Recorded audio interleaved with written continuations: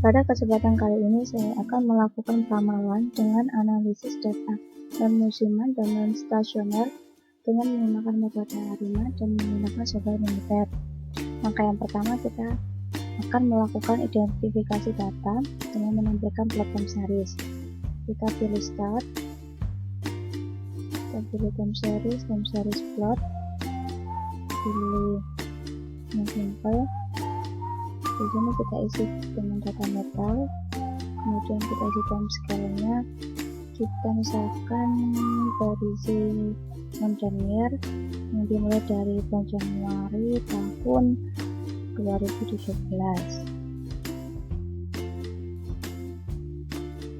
Klik OK. Dapat dilihat bahwa data belum stasioner, maka akan dilakukan uji stasionitas terhadap varian dengan menggunakan block transformation. Dengan cara klik start, pilih control chart, project transformation, kita pilih metal, action,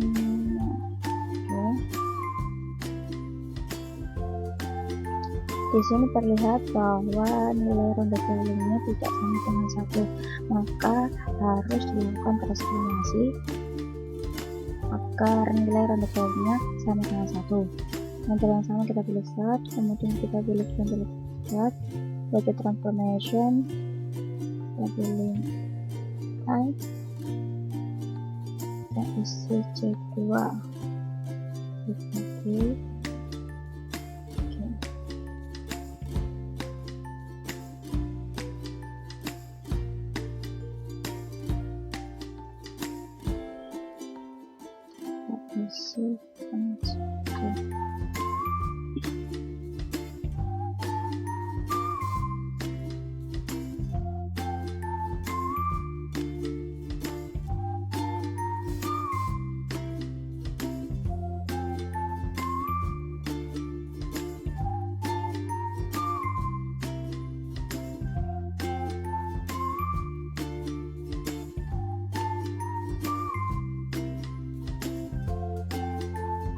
Di sini sudah terlihat bahwa nilai ronde value dari blok transformation-nya sudah sama dengan 1, yang dapat dikatakan bahwa data sudah stasioner terhadap varian.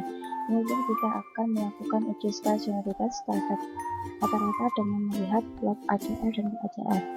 Pertama kita tampilkan terlebih dahulu plot ACR-nya.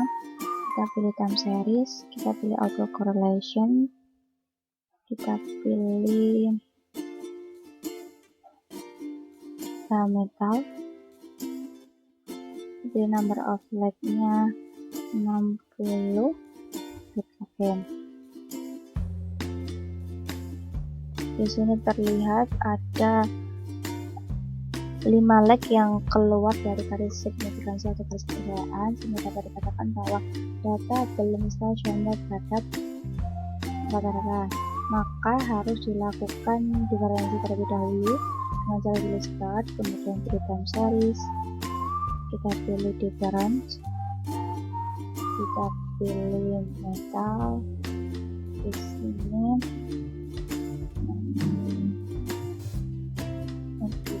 oke.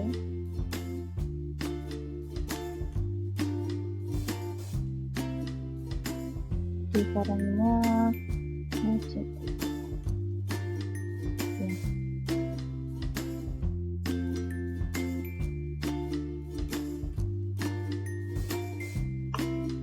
Kemudian kita cek kembali plot ACF-nya.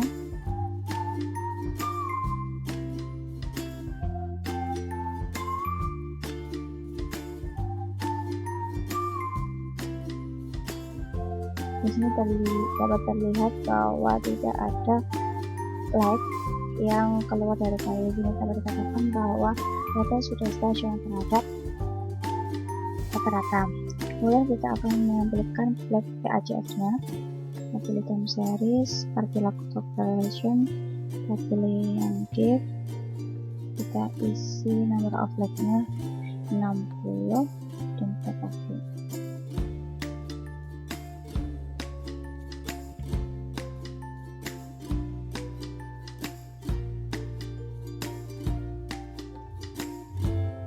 di sini juga didapatkan like-nya tidak keluar dari garis, sehingga dapat dikatakan plot PACF6 ini sudah stasioner terhadap kata-kata.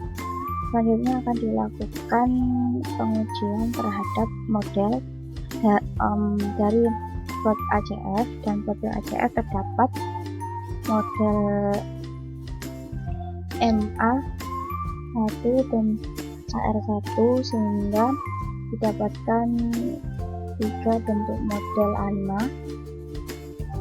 yaitu model A5 1,1,0, model A5 0,1,1 dan model A5 1,1,1.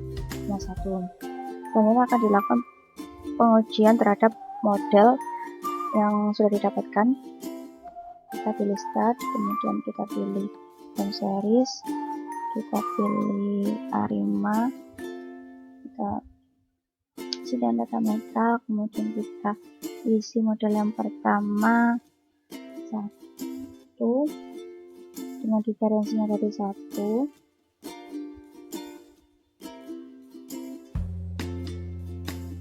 Kita tampilkan residualnya, klik OK.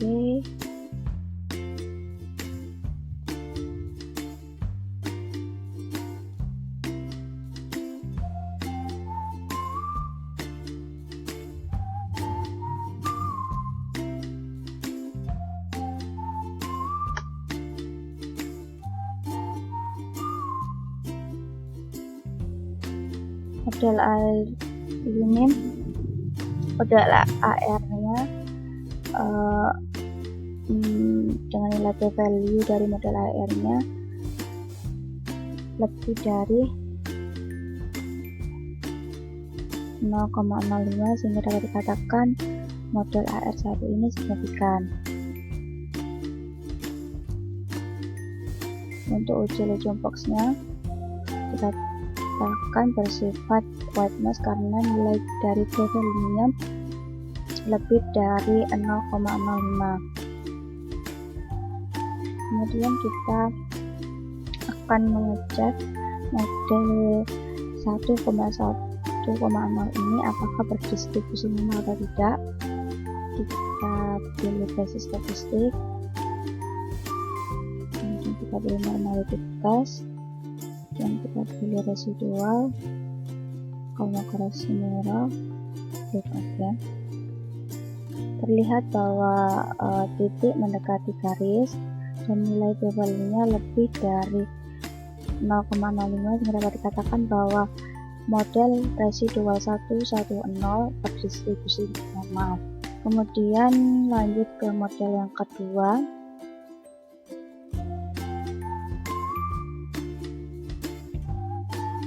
Model kedua 0,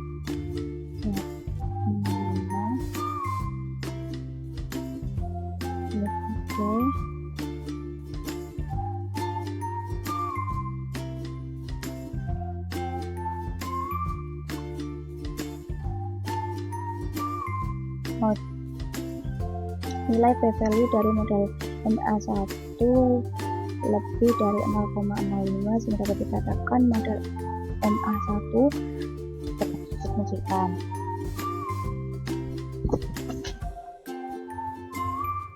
Untuk uji Legion Box-nya bersifat white noise karena nilai p-value-nya lebih dari 0,05. Kemudian kita akan melihat apakah model 0,1,1 berdistribusi normal atau tidak. Nah, biasanya kita pilih basis statistik, kita pilih normality test, kemudian kita pilih residual, kita dapat dilihat jika ini titiknya mendekati garis dan nilai p-value-nya juga lebih besar dari 0,05, ini dapat dikatakan bahwa model residual 0,11 berdistribusi normal. Kemudian lanjut ke model yang ketiga.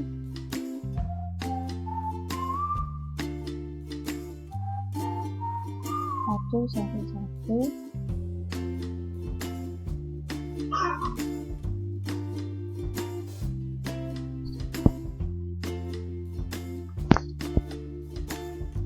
Di sini terlihat bahwa model AR1 nilai p-value-nya lebih dari 0,05 dan MA1 p-value-nya lebih dari 0,05 sehingga dapat dikatakan model AR1 dan MA1 ini signifikan.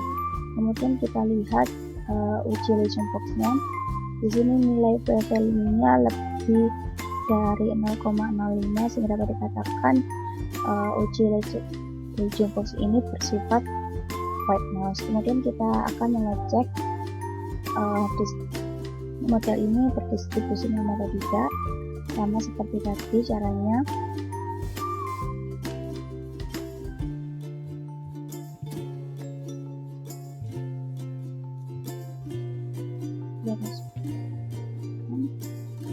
Di sini terlihat bahwa titik ini mendekati garis yang tidak menjauhi dan nilai p-value-nya juga lebih dari 0,05 sehingga dapat dikatakan bahwa model residual 111 berdistribusi normal. Kemudian kita akan membandingkan dari ketiga model mana yang cocok digunakan untuk melakukan forecasting.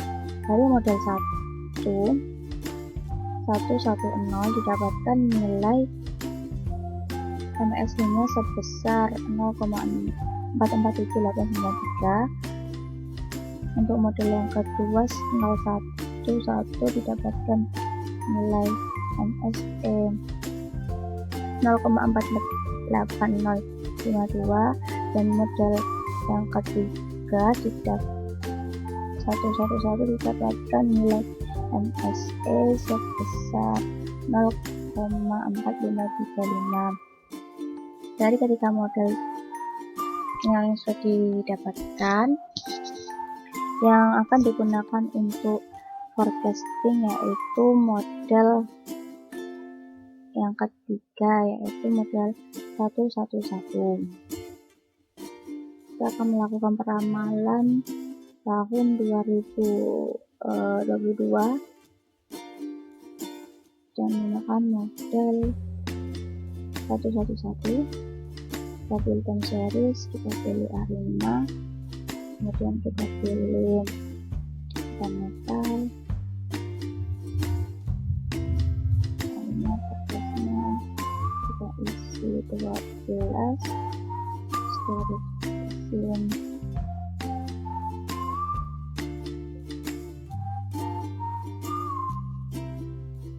C9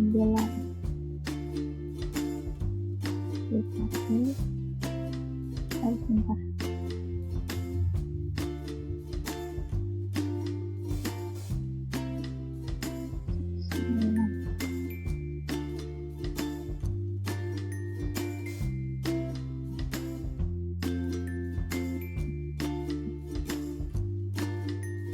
Didapatkan nilai forecastnya dari batu pertama sampai batu ke-12.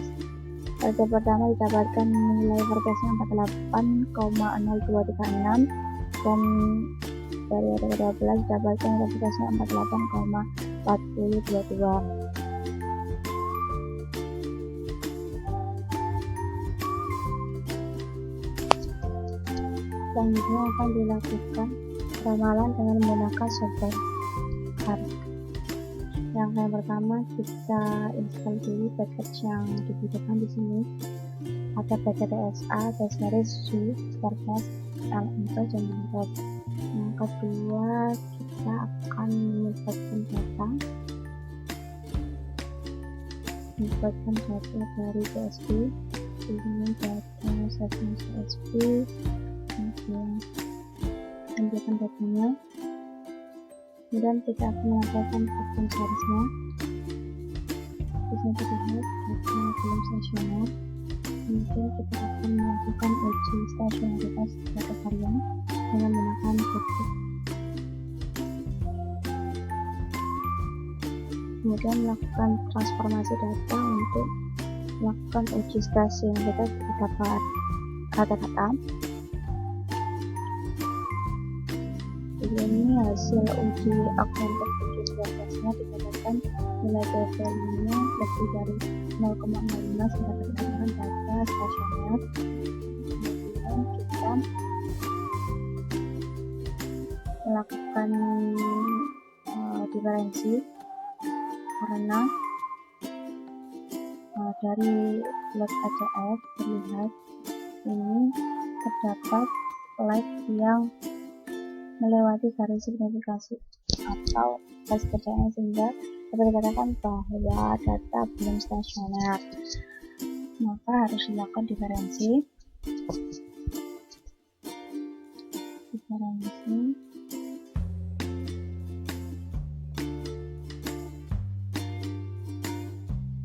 Kemudian kita lihatkan kembali yang bisa dilihat bahwa sudah stasioner. Kemudian kita lakukan tes lagi dengan ADF test augmented sebelumnya, dapatkan nilai value-nya lebih dari 0,05 sehingga dapat menyatakan data stasioner terhadap rata-rata. Kemudian kita menampilkan plot ACF dan PACF nya.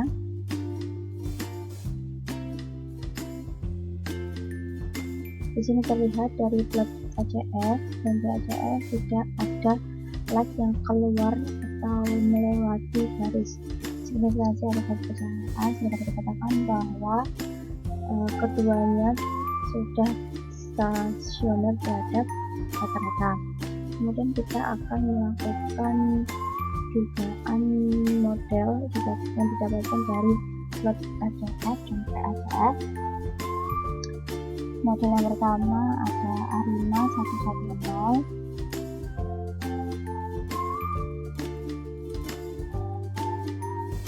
didapatkan nilai AR-nya sekitar 0,0535. Kemudian model yang kedua ada ARIMA 0,11, didapatkan nilai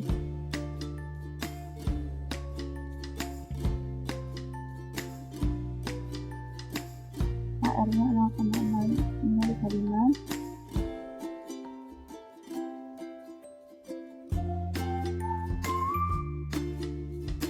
Model yang pertama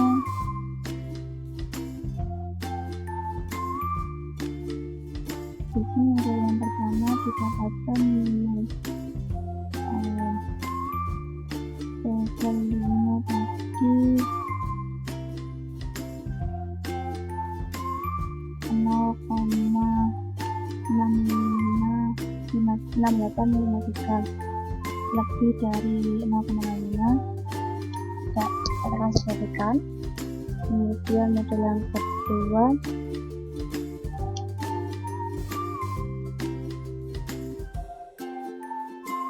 nilai value-nya sekitar 0,4553, lebih dari 0,5, dikatakan signifikan. Kemudian model yang ketiga 0,1,1, dapatkan nilai value-nya 0,357 dan lebih dari 0,05, dan dikatakan signifikan. Kemudian model yang ketiga 111,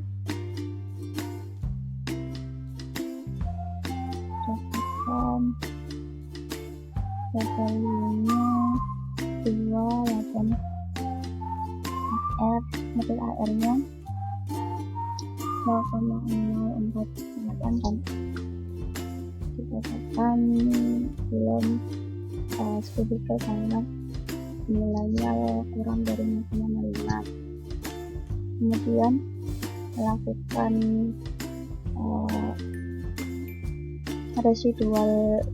uji residual terhadap model dengan melihat nilai AIC yang terbaik dari ketiga model. Di sini ada model AF yang nilai AIC-nya 120,537, model MA1 120,531, dan ARMA 1,1121,9890. Di sini nilai AIC yang terkecil terdapat pada model AR karena model AR dan MA ini terdapat belum memenuhi syarat atau belum terdapat nilai yang belum signifikan, maka yang akan digunakan untuk pengamanan adalah model ARMA 1 karena nilai dari model ARMA sudah signifikan dan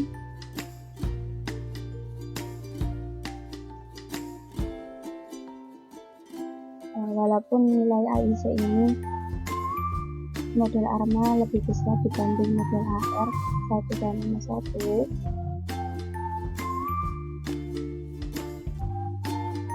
maka model ARMA digunakan karena nilai bedanya lebih signifikan dibanding model AR1 dan MA1. Kemudian kita akan melakukan uji residual apakah terdistribusi minimal atau tidak, dengan melihat dan pengujian Shapiro-Test dan Kolmogorov.